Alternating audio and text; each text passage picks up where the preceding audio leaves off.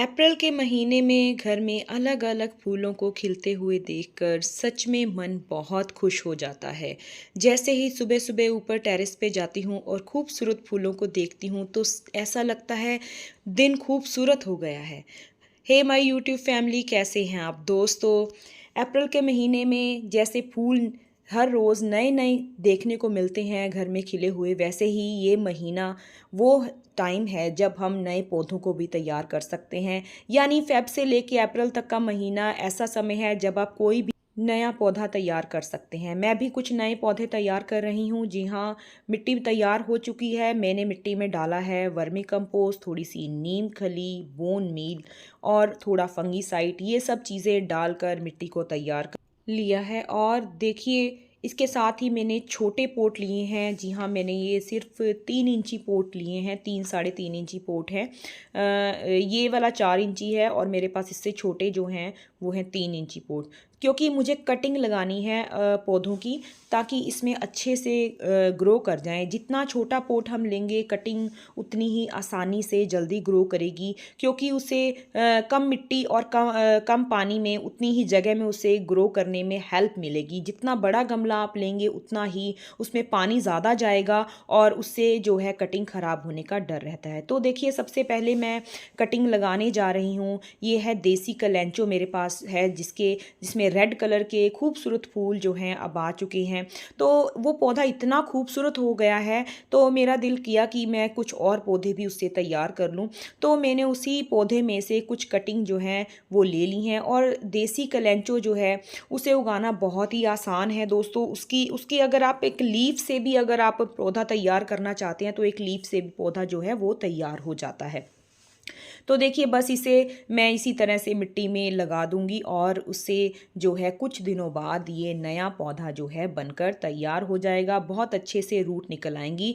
लेकिन रूट अच्छे से बने उसके लिए मैं यूज़ कर रही हूँ ये जो है रूटिंग हार्मोन। रूटिंग हार्मोन जो है वो बहुत हेल्प करता है रूट को जल्दी डेवलप होने में।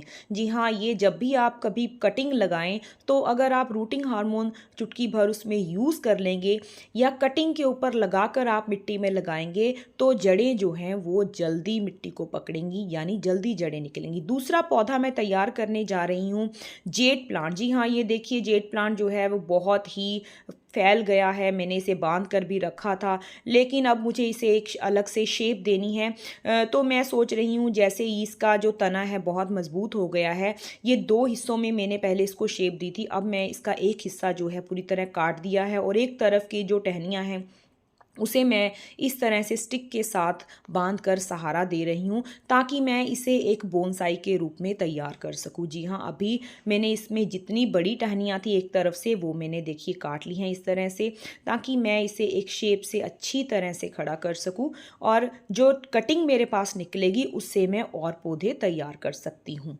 गमले पुराने होने के कारण टूट भी गए हैं, तो अभी इन गमलों को भी बदलने का समय आ गया है। लेकिन आज मैं कुछ नए पौधे ही तैयार करूंगी, इन गमलों को बाद में चेंज करूंगी।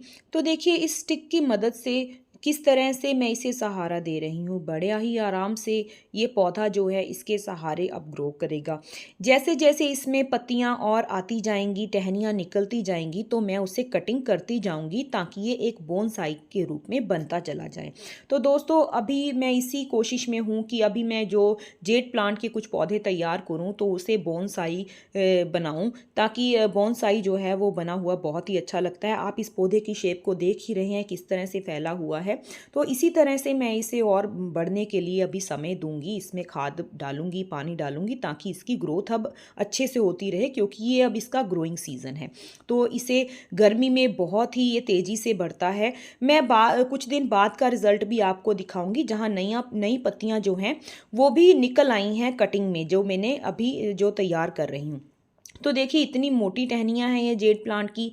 तो अब हम इन टहनियों को जो है रूटिंग हार्मोन से कवर करेंगे, ताकि अच्छे से जो है ये रूट इसमें डेवलप होना स्टार्ट हो जाए। तो दोस्तों, जब भी आप कभी भी नया पौधा कटिंग करके घर में लगा रहे हैं तो आप रूटिंग हार्मोन की जगह आप एलोवेरा जेल भी यूज़ कर सकते हैं, क्योंकि एलोवेरा जेल भी रूट जो है डेवलप होने में बहुत हेल्प करता है।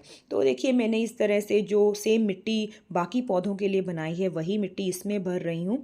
तो अब साथ में इसे मैं दोनों टहनियों को बांध कर यहाँ पे जो मैंने सूत का धागा लिया है, कॉटन का एक थ्रेड लिया है, इनको मैं बांध इसलिए रही हूँ ताकि ये दोनों इकट्ठे ही ग्रो करें और इसे मैं बाद में बोनसाई के रूप में धीरे धीरे कटिंग देती रहूँ, शेप देती रहूँ। क्योंकि जैसे मुझे इसे ज़्यादा बड़ा नहीं करना है लेकिन बोनसाई बनाना है, तो उसके लिए ज़रूरी है कि जो इसका नीचे का स्टेम है वो थोड़ा मजबूत बने और जैसे जैसे टहनियाँ ऊपर बढ़ती जाएंगी उसे मैं शेप देती जाऊँगी।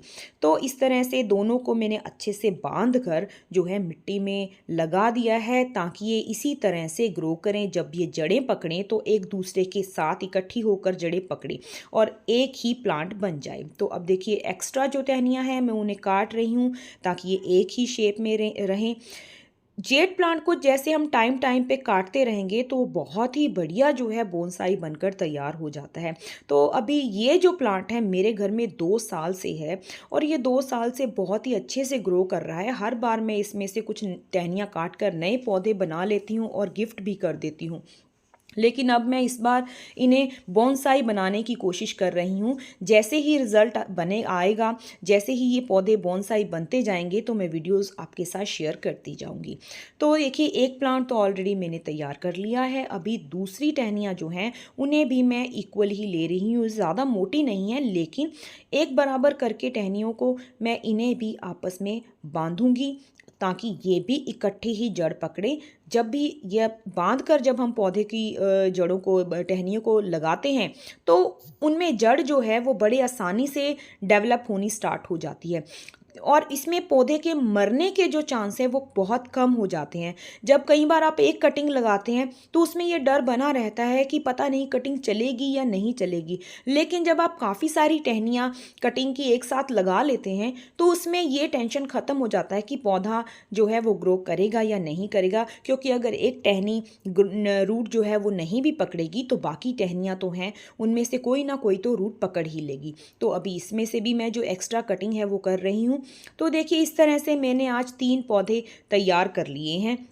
2 जेड प्लांट के हैं जिसे मैं बोनसाई बनाऊंगी और एक है देसी कलेंचो का पौधा ताकि उसमें भी अच्छे से रूट जो है वो डेवलप हो जाएं। देखिए दोस्तों ये 5 दिन के बाद का रिज़ल्ट है। पौधे जैसे मैंने लगाए 5 दिन मैंने इन्हें छाँव में रखा है और इन्हें पानी दिया है और देखिए इनमें जो है नई ग्रोथ जो है वो स्टार्ट होनी शुरू हो गई है। छोटी छोटी पत्तियां जो हैं किनारे पे आनी शुरू हो गई हैं। देखिए एजिस जहाँ से मैंने काटे थे पौधे वहीं से इसकी छोटी छोटी पत्तियां जो हैं वो स्टार्ट होनी शुरू हो गई हैं निकलनी। ये देखिए ये बिल्कुल छोटी पत्तियां हैं, इसका मतलब है ये प्लांट जो है अभी ग्रोथ करना स्टार्ट हो गया है। तो जैसे जैसे ये ग्रोथ करता जाएगा मुझे जो भी अनवांटेड इसकी टहनियाँ होंगी वो मैं काटती रहूँगी, पत्तियों को काटती रहूँगी ताकि ये बोनसाई बनता रहे। क्योंकि अभी मुझे बहुत मन है कि मैं अपने घर में जो है जेड प्लांट के बोनसाई तैयार करूँ।